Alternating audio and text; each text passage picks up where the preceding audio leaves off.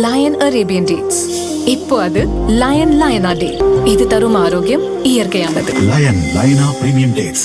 Cooker விசில மறந்து உணவு வீணாகி போச்சா? இனி அந்த கவலையே வேண்டாம். வழங்குகிறோம் உலகின் முதல் விசில் கவுண்டர் குக்கர், புதிய அல்ட்ரா குரோனோ. அல்ட்ரா என்றால் ஆரோக்கியம்.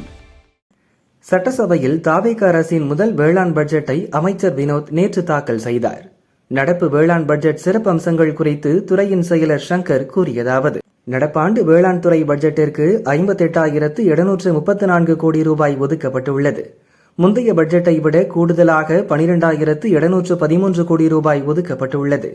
பட்ஜெட் ஆலோசனை கூட்டத்தில் விவசாயிகள் வைத்த கோரிக்கைகளில் பெரும்பாலானவை நிறைவேற்றப்பட்டுள்ளன.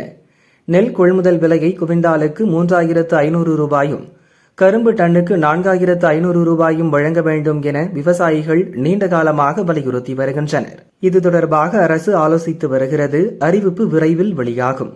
பயிர்க்கடன் முழுமையாக தள்ளுபடி செய்ய வேண்டும் எனவும் விவசாயிகள் வலியுறுத்தி வருகின்றனர். இது தொடர்பாக நான் மட்டும் முடிவு செய்ய முடியாது. விவசாயிகள் கோரிக்கை குறித்து அரசு பரிசீலித்து வருகிறது என்றார். தாவேக தேர்தல் அறிக்கையில் வெளியிடப்பட்ட பல வாக்குறுதிகள் பட்ஜெட்டில் இடம்பெறவில்லை என எதிர்க்கட்சிகள் குற்றம் சாட்டியுள்ளன.